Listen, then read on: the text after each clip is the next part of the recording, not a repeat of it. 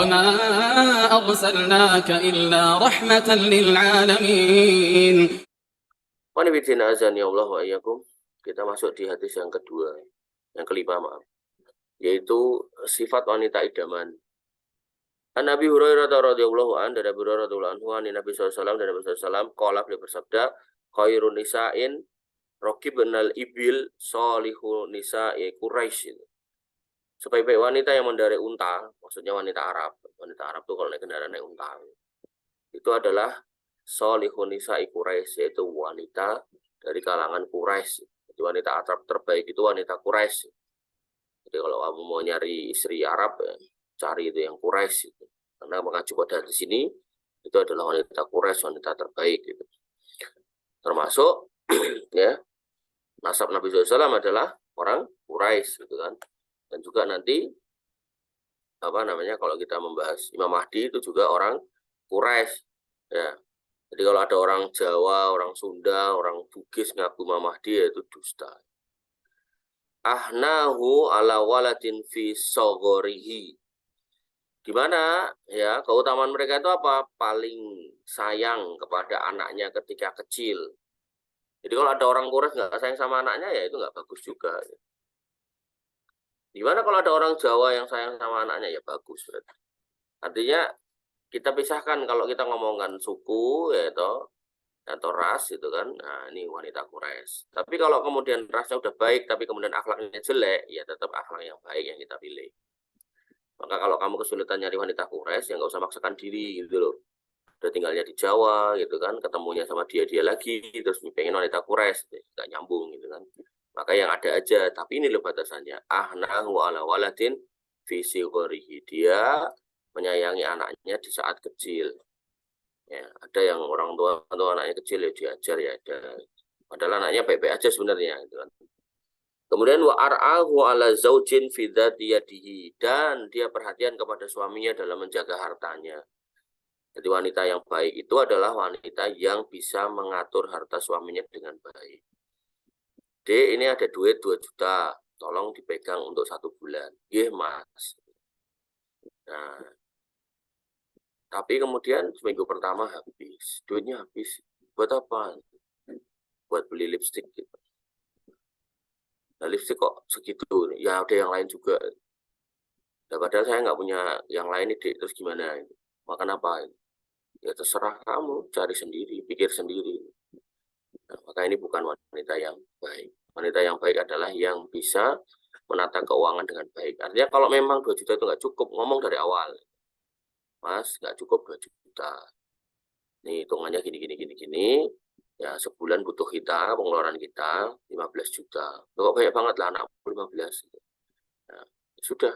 Kalau memang seperti itu ya laki-laki harus tahu diri gitu loh. Oh iya, anak 15 ya harus lebih semangat untuk nyari nafkah. Udah anaknya banyak itu kan, terus ngasihnya cuma sudah 2 juta, terus ngomong harus cukup gitu kan. Ini nggak masuk akal gitu. Ya, jadi sebagai laki-laki kalian disuruh perintah untuk mencari nafkah, tapi dengan perhitungan juga gitu. Ya kalau gitu aku tak nggak punya anak aja lah biar nggak ada beban itu salah lagi gitu kan. Karena setiap anak itu membawa rizki. Nah, orang tuanya yang disuruh menjemputnya. Ya, selalu saya contohkan atau saya sampaikan, ya rizki dari setiap anak itu ibarat pohon mangga atau pohon apalah itu di depan rumah kita. Jadi begitu lahir anak satu itu pohon itu udah dikasih sebenarnya, udah komplit ada buahnya. Tinggal bapakmu itu mau manjat apa enggak. Kalau nggak bisa manjat, gemuk kayak saya, ya mau pakai galah apa enggak. Kalau nggak mau pakai galah, alasannya nggak punya, maka mau kerjasama dengan orang enggak untuk ngambilkan. Males ngobrol sama orang gitu kan, dia maunya cuma duduk aja di bawah pohon mangga, ya nggak apa-apa, rezeki itu tetap akan datang. Cuman mangga yang jatuh pasti ya mangga yang jelek kualitasnya, mungkin busuk, mungkin bejut, mungkin dimakan codot gitu loh. Ya, maka jadilah bapak-bapak yang paham ini gitu loh. Kalau kamu paham ini, maka ya kamu kalau bisa manjat, panjat. Kalau nggak bisa manjat, ya toh, punya galah, punya tongkat panjang, ketek, ya, pakai gitu. Kalau kemudian nggak mau pakai itu, gitu, pengen nggak mau kalau disenggek kan nanti ada yang jatuh benjut kan. Nah, mau kerja sama orang juga bisa. Mas, panjatin. Nanti setiap 10 kamu tak kasih 2. Gitu. Nggak apa-apa. Gitu. apapun metodenya bisa. Ya, maka hal-hal ini kalau kita mau perhatikan dengan baik, itu rumah tangga itu jadi damai. Karena banyak perceraian itu karena dua belah pihak nggak saling sadar. Yang perempuan kadang nggak bisa menata keuangan dengan baik, atau yang kedua kadang laki-lakinya nggak tahu kebutuhan. Benar-benar kebutuhannya banyak, tapi dikasihnya dikit. Ini juga nggak masuk akal. Terus orangnya males lagi gitu kan. Nah, aku kan udah kasih analogi ya gitu. Jadi kalau kebutuhannya 13.000, kalau ikan lele itu 1 kilo kemarin berapa? 30.000.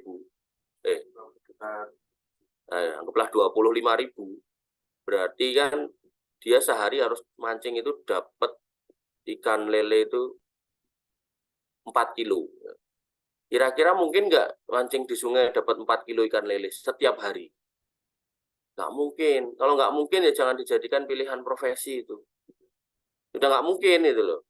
Jelas-jelas istrinya ngomong kebutuhan kita sebulan 3 juta, Mas. Sehari 100.000. Rinciannya buat sangu si Bagong atau ke SD 5.000, si Gareng 10.000 ke SMP, si Petro ke SMA 15.000 buat beli sayur gini. Udah dirinci gitu loh. Berarti sehari 100.000 kali 30, 3 juta. Itu Mas. Ngono ya cek makan mancing gitu kan. Ya kecuali memang pas pulang mancing itu memang benar-benar setiap hari dia bisa dapat minimal 4 kilo. Itu bisa dijual ya toh, dapat 100.000 kasih istrinya. Tapi kalau jelas-jelas di situ nggak ada ikan gitu kan, dari mulai pagi sampai sore dapatnya cuma 1 ekor gitu kan, kadang tinggal ekornya doang gitu kan, karena kelaparan terus dibakar di situ gitu kan. Ya maka ya orang laki-laki itu harus mikir itu, nggak kayak gitu cara nyari rezeki. Buat hiburan silakan, tapi kalau buat profesi ya salah. Berarti kemarin apa? Ya, jangan pancing ikan lele, pelihara lele, nah, gitu kan. Tinggal dihitung. Nah, kalau itu sehari 4 kilo, berarti sebulan 120 kilo. Nah, kalau 1 kilo isinya berapa? 5, 10. 10 ya berarti 120 dikali 10 gitu. 120 bagi 10 berarti 12. 120 kilo. Kan 1 kilo isi 10 ya. Berarti kali 10 berarti 1.200 ekor. Berarti pelihara 1.200 ekor itu bisa buat ngasih nafkah istrinya selama 1 bulan. Berarti satu kotak itu 1.200 ekor itu 1 bulan. Karena panennya tiap 3 bulan, ya peliharanya 3 kotak, 3 kolam. Berarti 3 kali 1.200 berarti 3.600. Ini jatah bulan 1, bulan 2, bulan 3 gitu.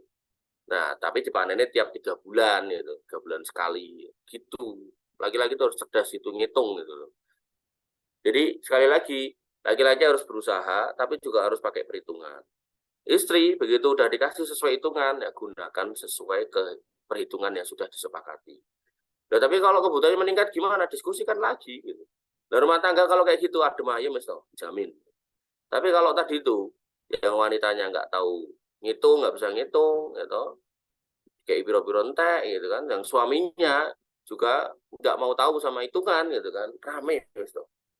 Itu udah rumus di mana-mana tuh kerusuhan suami istri itu ya itu sebabnya. Mayoritasnya itu belum lagi ada orang ketiga segala macam. Ya. Kok ketok bulu ngono to Mbak Yu ngono. Oh lah, ora tuh kayak edit bedak karo bojoku. Ya sekarang aku ae kok tak tambahi. Selalu akan ada setan yang menawarkan.